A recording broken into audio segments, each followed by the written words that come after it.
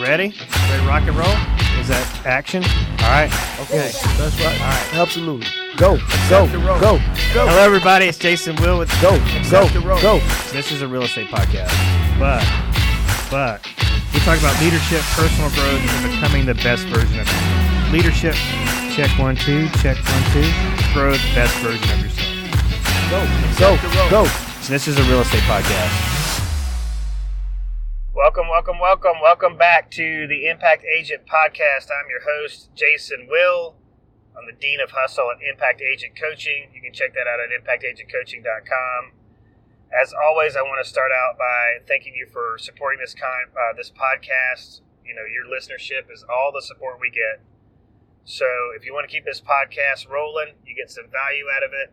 You know, rate us, review us, share us. You know, even just posting this in Facebook Messenger and sharing it with a real estate agent or a friend or a family member that could find some value in it would be huge. This is a special edition of the podcast.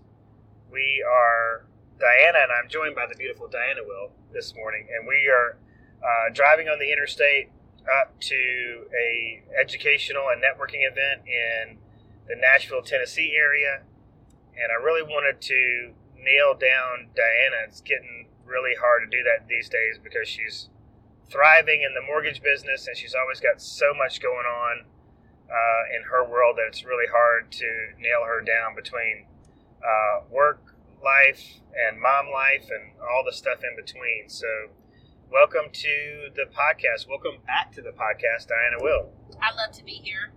Thank you for having me. I know the audience loves it when you're here, and I know they wish you were here more, so maybe they could reach out to you on Facebook and just give you some nudges and get you back on here more. Yeah, and I'm also a blogger. You know, so I have a blog on the Southern Hustler. So if you want more Diana, you can check out my blog or subscribe to it. Is that southernhustler.com? It's thesouthernhustler.com. The Southern Hustler. Yes. Okay. The Southern Hustler blog is really what prompted this. You wrote a blog following your trip to your first RISE conference? Yes. And who puts on the RISE conference? My girl Rachel Hollis and the Hollis Co. She is an author. She wrote Girl Wash Your Face and Girl Stop Apologizing, along with some other fiction books. But, so they put it on and it was amazing. It was an amazing event.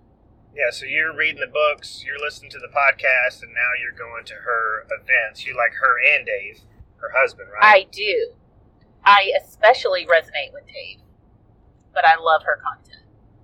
So her content, if you had to summarize her content, is it all about kind of self-inventory, or what would you say is kind of her secret sauce? Yeah, I would say I would like to say this because she is criticized in like the Christian arena. Okay. Well, she's criticized because there's people that just put a spin, maybe that don't really listen to her or pay attention to her, but put the spin that it's all about self. And while she's saying it is about self, but it's about using what God gives you, like your God-given self, to catapult that talent that he has gifted you into living your best life. Yeah, so I touched on that in a prior podcast interview with Andy Vickers, and it's interesting to kind of hear you summarize Rachel Hollis in the same way. But, you know, we hear that, and we have heard that from, you know, pastors in the past who heavily criticize personal development, people in the personal development space, and self-help, you know, as self-help being this really negative, bad thing because you don't need self-help, you need God help. And we do. We do. But what I'm hearing you say, this is what I personally believe, this is what Andy Vickers personally believes, this is what Rachel Hollis personally believes, and sounds like you're kind of on the same page too, is that God has equipped us with the ability to do certain things, to create certain things, to say no to certain things. It's free will. So he has equipped us with the tools and the body and the mind and the soul to be successful. And I think that's what we're talking about. Yeah, in the arena. And knowing and fully understanding that your gifts are not my gifts, and Rachel Hollis's gifts are not my gifts, but that I can use people and, like mentors to help me hone in on what my gifts are, and that it's okay if writing's not it or public speaking is not it, but for me to focus on what my talents are and to use those in a, with a servant heart and serve my community. And the other thing that you like about her is that she's super authentic. So authentic and funny, and she just doesn't care. She's just unapologetically her, and I am naturally attracted to people who are like that, who just don't care. So Rachel Hollis, it's especially important that she's come into your life as what I call like a virtual mentor. Yeah. But are you in her coaching program as well? Or, yeah, well, I pay for it. But you don't use it all that much? Yeah, well, yes, I have an excuse. My excuse is it's like once a month, Tuesday at 2, and Tuesday at 2 is just a really tough time for me. I do have access to the information. I did it because I trust the content that she puts out. I did the life coaching over the business coaching. But right now, really, like the life coaching that I'm getting from her really is the Rise Together podcast. I get so much out of her podcast, her and Dave's podcast. All right, well, that's good. I think the listenership will appreciate your perspective on that. And Dave liked my post this week. I know you're going to tell me it wasn't Dave, but I don't even receive that. Yeah. It was Dave. He loved it. It was an extension of Dave. Whatever. All right, so she came into your life in what's been a difficult season for you, and which is really all of 2019. It's been a tough year. So much going on. We have had issues with our careers, with people that are like friendships and business relationships. Mm-hmm. We got punched in the gut hosting our first real estate event, and that was a lot of stress and very taxing. But we did it. We did it, which still may require some therapy. It definitely is going to require therapy and work, but we did it. So you were pretty beat down, and so tell us a little bit about what you've been going through in 2019. Really just sort of a spirit of rejection and unworthy, and just not feeling aligned, feeling like a flag standing still and letting everybody's wind affect where I was going. And so you mentioned Christian faith. Yes. So I want to just go there. So were you not able to find any relief from that through prayer or through just a Sunday worship? What do you think had this hold over your heart and your mind that you couldn't kind of break free from for a while? Yeah, I don't think I definitely always find relief in prayer and worship. Like worship especially is my place. But I think at the time, I didn't even really know what my struggle, what it was. So sometimes it takes just, removing yourself from yourself for a little while just to figure it out. So, I was praying and doing devotions and, going through all of the things, but I still didn't have true clarity on, why I was feeling rejection and unworthy, or, what really started it. So you couldn't see the picture because you were still inside the frame. I was in the frame. Yep. Yeah. And so that I really struggled with it, but I stayed faithful. I, stayed at church, stayed my worship, stayed my devotion and my morning routine and my Bible, and just kept working through it. But sometimes you just need, some clarity through words and through strong women to help you, see what's outside the frame. And I think that going to Rise, and I went to Rise too, one, completely uncomfortable, but I found myself in the past 9 months just craving uncomfort and craving knowing that what's outside the frame is true goodness. So forcing myself, I bought that Rise ticket and then I bought a dance party ticket. And when I bought the dance party ticket, I was pissed at myself for buying the dance party ticket, because there's no place I'd rather not be than the dance party with 7,500 people. But I bought the ticket, and I went, and I dressed up, and I did all of the things, because I knew, what's on the outside is where the lasting change happens.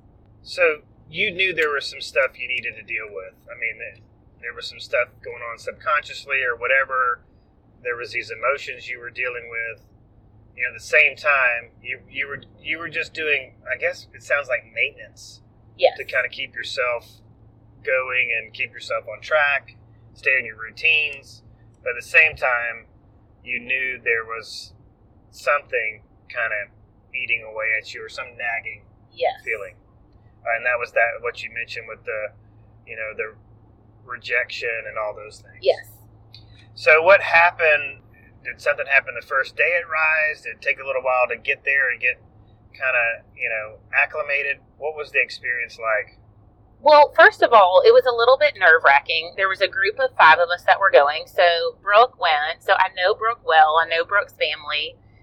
Went with Ashley Gunther, who I know and I've hung out with a few times. Super, respect her and her drive for better.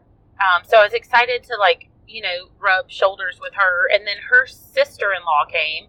So I did not know her. And then a girlfriend who used to live in Fairhope, who just recently moved, flew down to meet us. So I think the first thing was, one, sort of understanding that it was going to be uncomfortable in general because you're meeting new people. And, a lot of times when you go to these events, you kind of are getting real, and you're getting outside of your box, and you are worried about what people think. But gosh, I made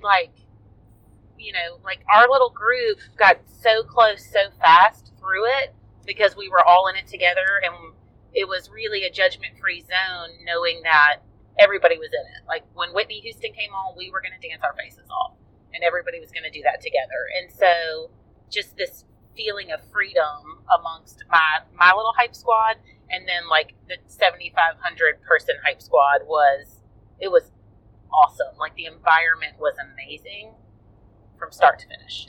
So a couple things just that I'm hearing, because I'm hoping that people will listen to this who don't make time to go to events, and don't make time to put themselves in uncomfortable situations. I'm hoping that this podcast speaks to them. So a couple things that I'm hearing that sound like they're important are, you need to get out of town.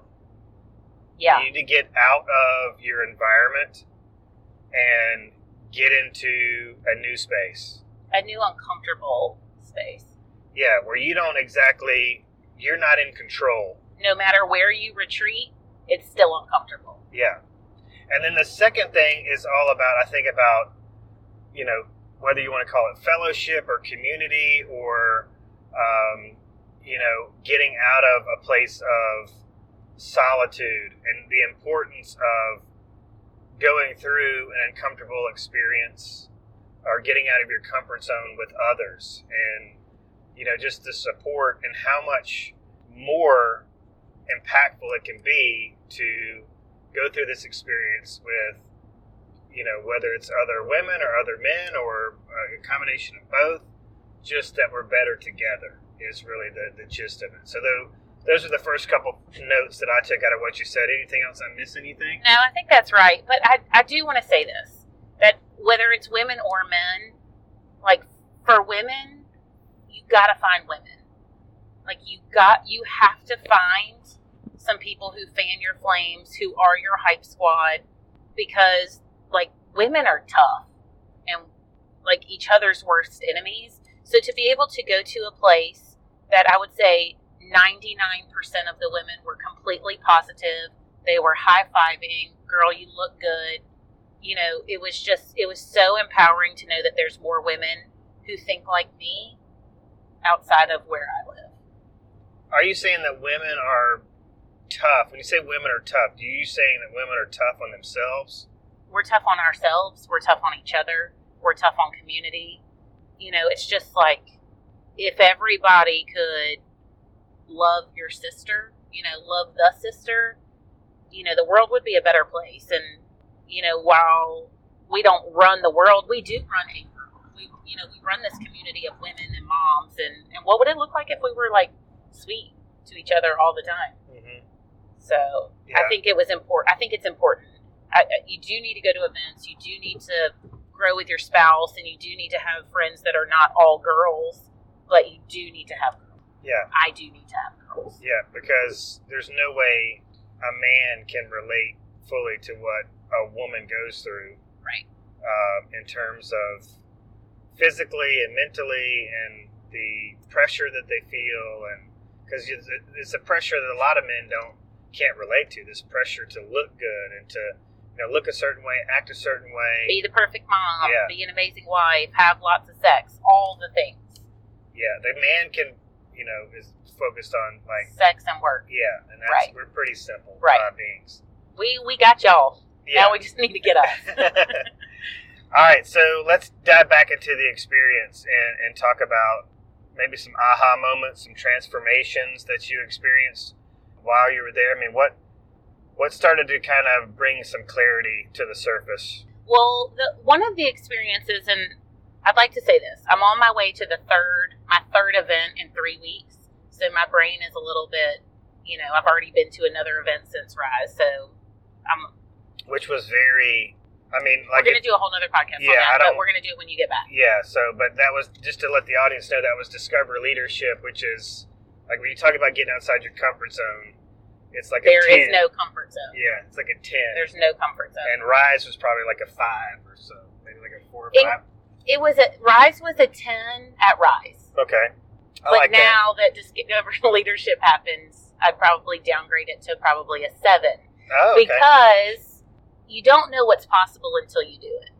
You never know what you can do until you do it. You don't know if you can, scale a 30-foot wall. You just stand back and think, oh, I can't do it. So what I gave at Rise was what I had to give at Rise. And what I gave at Discover Leadership was what I had to give at Discover Leadership. But now if I went back to Rise, I know that I'm capable of giving more and getting more. Right. So that's why we just keep going. Yeah. So your question was, what was the... Yeah, so I want to just talk about, sorry, I bunny trailed us there, but some of the clarity that you started to find at the event, and maybe what were some of the catalysts that started to bring those things to light, started bringing things to the surface so that you could have some realizations and base some transformations on those realizations. So, I don't remember what day it was. I think it was day 2. She's super intentional with the way she does the events. I think it was this was Own Your Past day. So this was the first day. And inside the workbook, there's a sheet of paper. And there's all of these powerless and negative statements about yourself. And so you rip it out and you sit down and you check off all of the things that you believe or in the past have believed about yourself. I hate the way I look.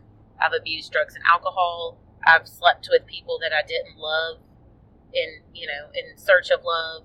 I hate the way I look. I've lost a partner. Just really heavy. It's just a really heavy and somber 20 minutes. So you check it off and then you fold your paper up tight. And then 7,500 women pass these notes around an arena. And it's hand to hand. So you're looking these women in the eye and you're giving them your past. And you're taking their past. And you trade. And it's not just like you hand it off and you receive another one. You're physically changing hands with the person you're looking at. Are you reading? Everybody's reading each other's or no? Okay. We're just passing them so that your note, you don't even know who's standing for you at the end. So you don't know where your note is. And there were people who were on the end caps who were making sure that your past was going all the way around the arena. So, there's paper in this massive auditorium that's just being shuffled all over the place. So we shuffle for a few minutes and then we sit down and we open it up. And she reads it and then your sister stands for you. So you're not standing for yourself. So she reads, I've been raped. I think that was probably one of the most emotional moments that I can remember in a really long time. 75% of an auditorium of women stood up that they'd been raped. And that's just that was just the women there. Mm-hmm. So it was so emotional. It was so emotional to see collectively what we have been through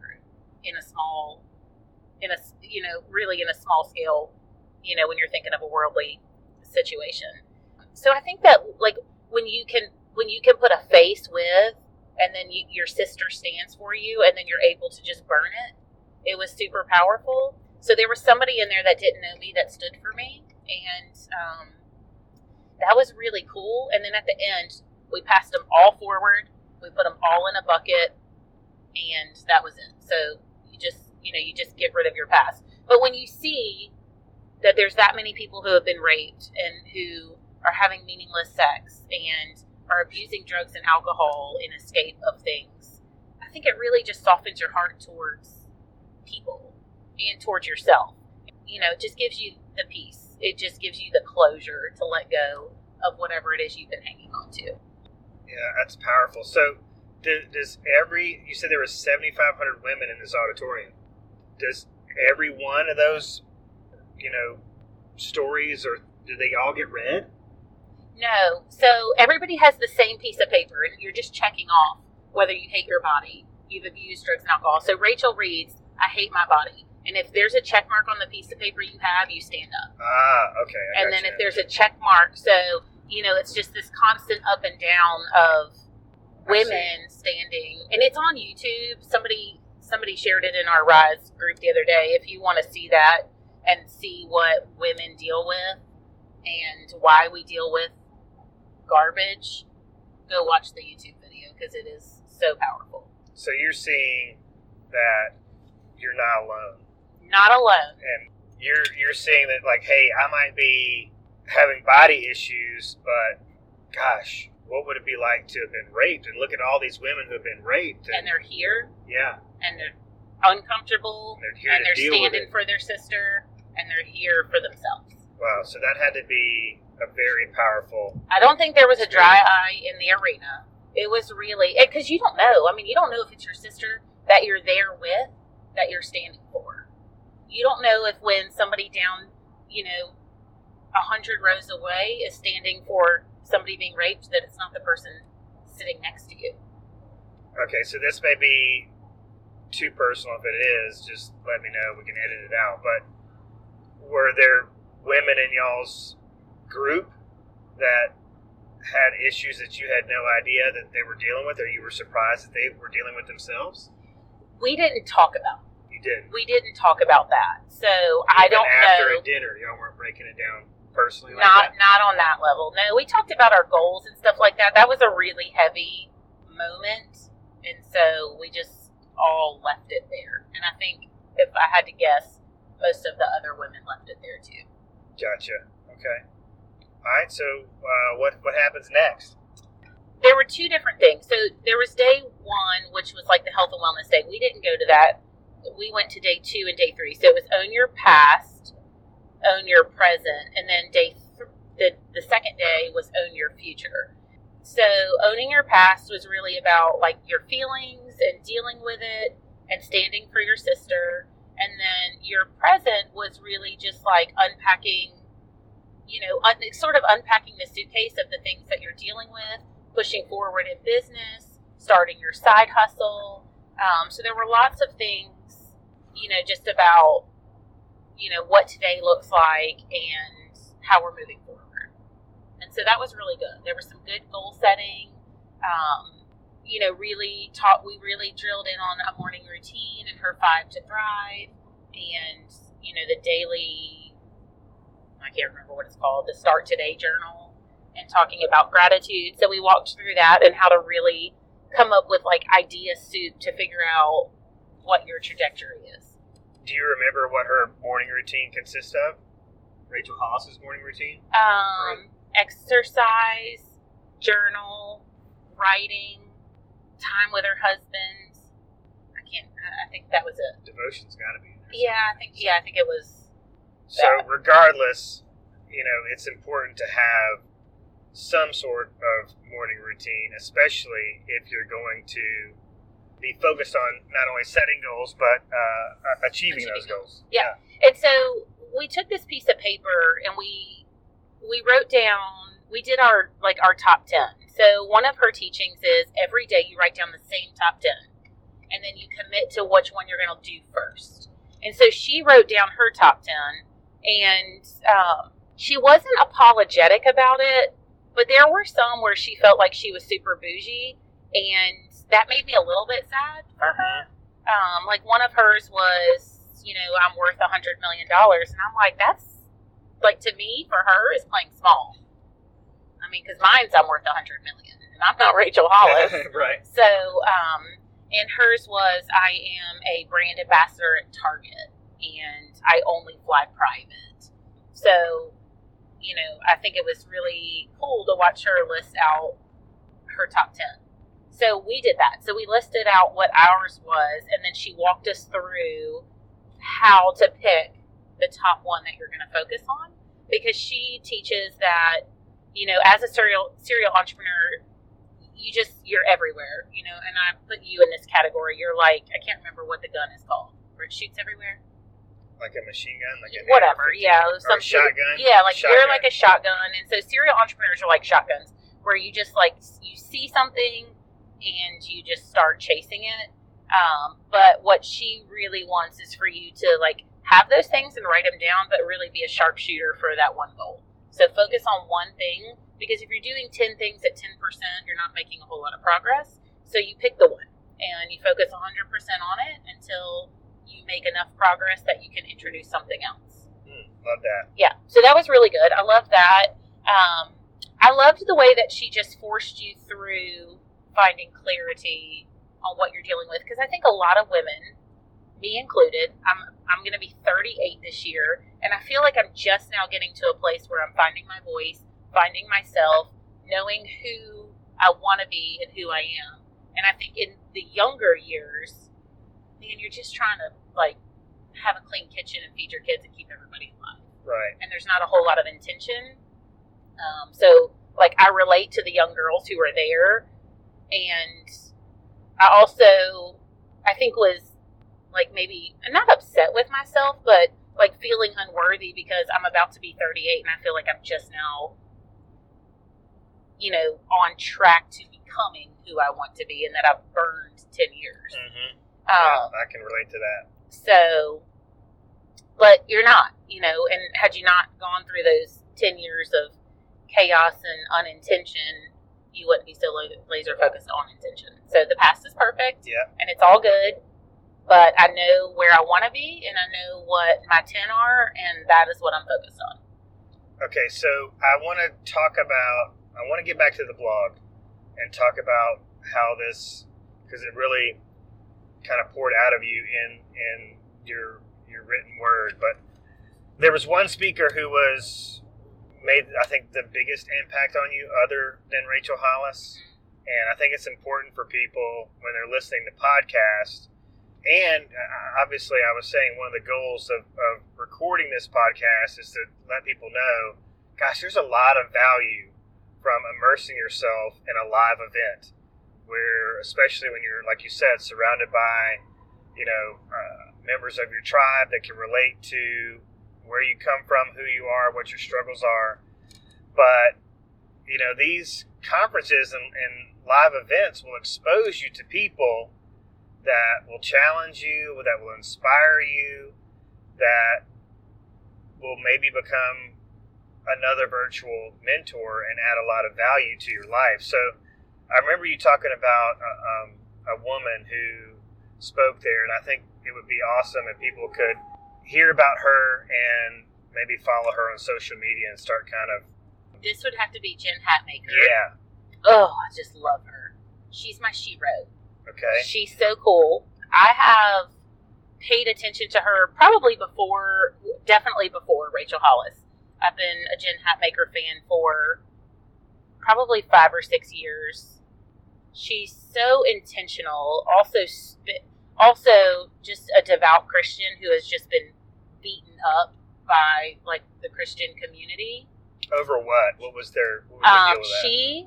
Oh man, I wish this was on YouTube. If it was, I'd play it right now. But she takes a stand, and she said, I'm going to butcher it, but she said that if she had to do it all over again, that she would stand for the LGBTQ community and let her career burn. And so she speaks out for that community in a loving way, and I think shows people like me who are open-minded and open-hearted that our job as Christians is to love people. Yeah. There's a lot of judgment that happens, and there can be no judgment in love, and God is love. Right. So there is a lot of hypocrisy. Yeah, we love. And we love everybody. And I love that, because I think that there are these swings and these pulls that either like make you feel bad, or you're not sure if you should, because maybe you don't understand like what the Bible says, but I know that God says to love everybody. And whether that means somebody's gay or transgender or whatever, different race, different belief, that I'm going to love everybody. And that is my superpower.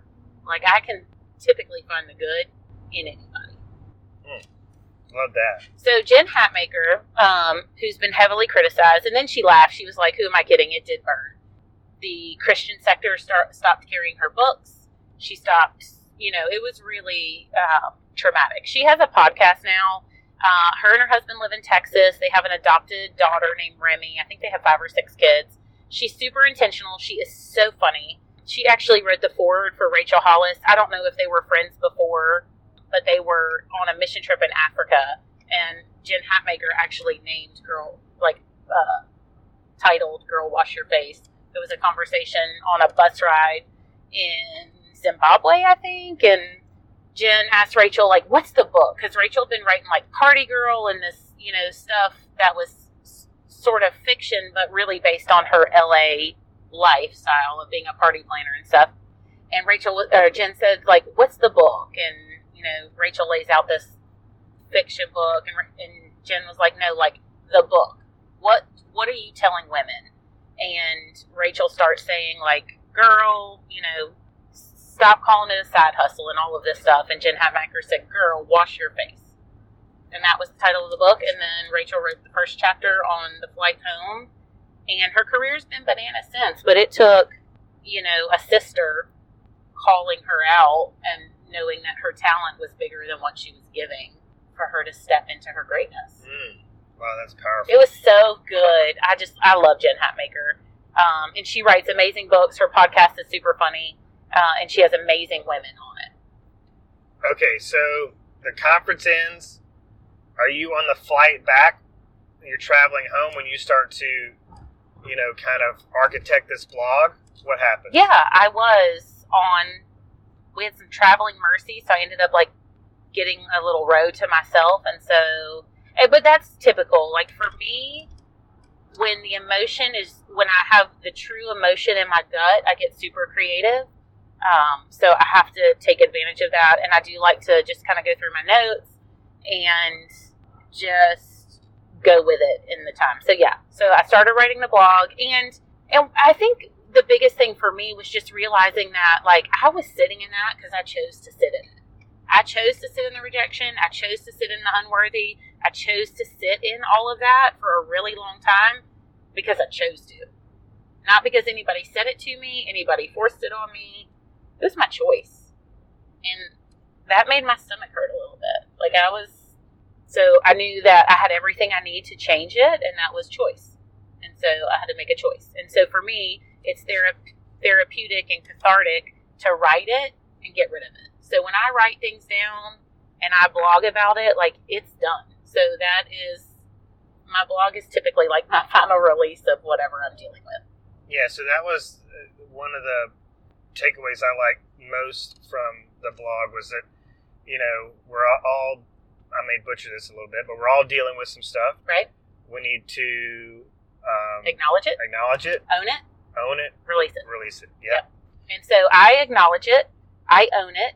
And I own it in a award-winning ability to sit in it for almost a year. And then I finally give myself permission to release it. So my point is that I know that I have the choice. I can actively make a choice, and I don't have to wait 9 months to give myself permission to release it. Feel it, own it, be done with it. So do you feel like if one of these seasons comes back that you're going to be able to trigger this same wisdom of accept, own, release? It has to be a daily practice, but even since like Discover Leadership, there have been situations that I just face head on where typically I would have not dealt with it so swiftly. Are those situations of conflict? Like, are you going towards conflict, not away from it? Yes. Okay. So just having the conversation. Yeah. And like understanding that conflict is not negative. I think that was one of the really powerful things that I know we said we were going to talk about this in another podcast, but one of the really powerful things that I got out of Discover Leadership was there's only a negative connotation in something because there's a positive.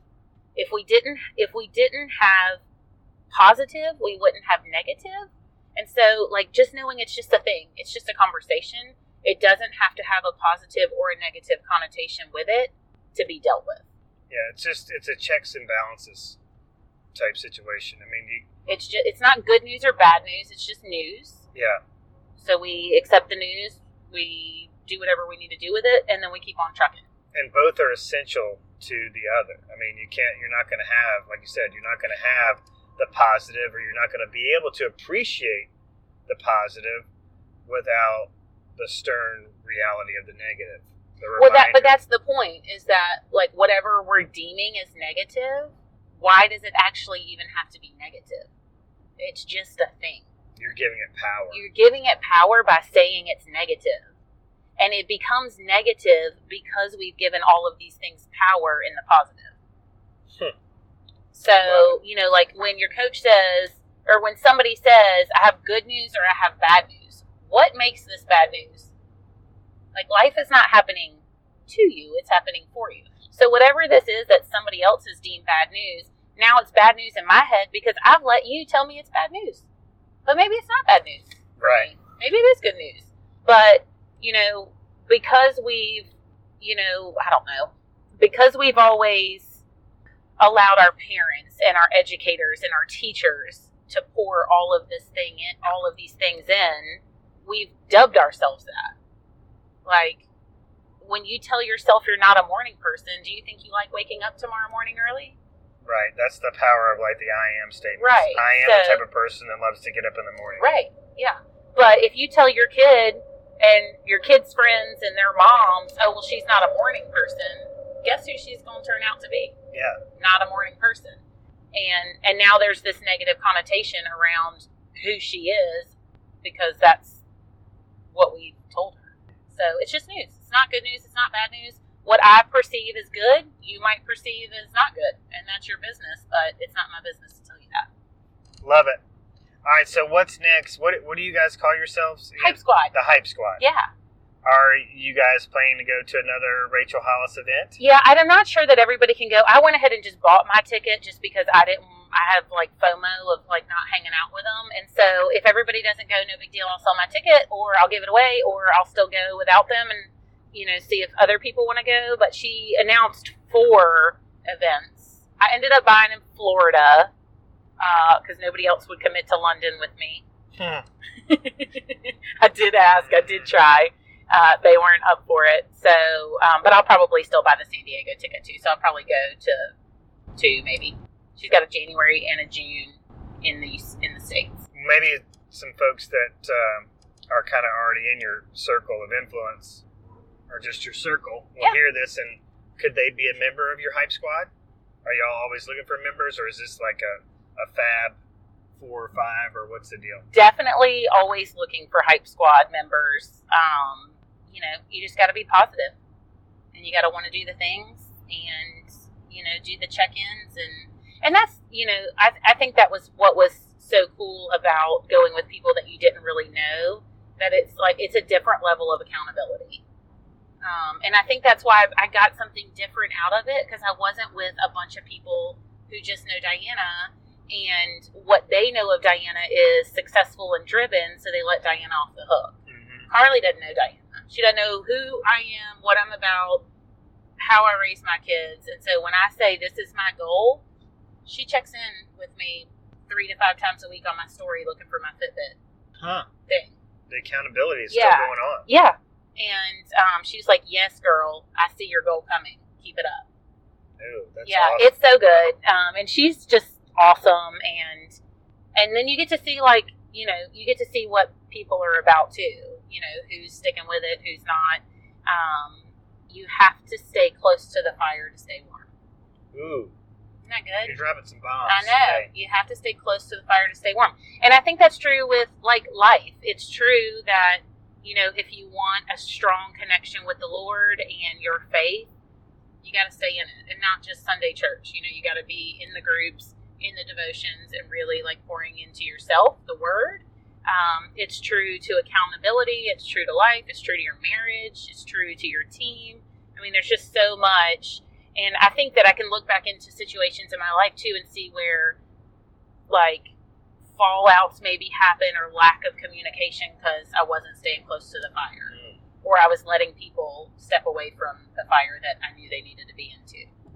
Awesome. Well, thank you so much. This has been incredible. It's been inspiring, enlightening. I hope that it is motivational for people to hear this and start searching for an event that speaks to them. Maybe it's not Rise. And if you have questions about events, like, I go to them and I talk about them a lot, and I don't ever want anybody to be like, oh, there she is spending money on herself again. But, like, if you need help or you want advice on, you know, based on what you're trying to accomplish, reach out to me. Because you've been to a Tony Robbins event, you've been to... I go to real estate events, I go to Tony Robbins events, Discover Leadership, Rise, you know, all the things. Craig Ballantyne, the Perfect Life Retreat. That's We're going right. to Monster Producer. So... We've been to Love Song, Couples Yeah, Retreat. we've got that on our agenda again for next year. So How I can love people events. reach you? How do they want you to connect with them? Connect with me. Yeah, connect with me on Facebook. Connect with me on Facebook. Just send you a PM. Diana Munoz Will on Facebook. M-U-N-O-Z. All right, Diana Bye, Will. thanks. Thank you so much for joining us. Thanks for listening to the Impact Agent Podcast. If you liked the show and got something out of it, please like the Impact Agent Podcast on Facebook and rate and review the show on iTunes or anywhere you listen to podcasts. This really helps us grow the show and helps other agents find it. Please share it with your friends and coworkers as well. Want us to deliver the show to you via email every week? Then email me at jason@impactagentuniversity.com and we'll send you the show every week. Please let us know what you think about the show, what you like, what you don't, or possibly make a suggestion about a topic you want to hear. Email me at jason@impactagentuniversity.com or leave us a message on Facebook at Impact Agent Podcast. Until next week, everybody be productive, safe, and happy, and always keep learning. This podcast is produced by Johnny Gwynn at Deep Fried Studios in Mobile, Alabama, and is paid for and powered by ImpactAgentUniversity.com.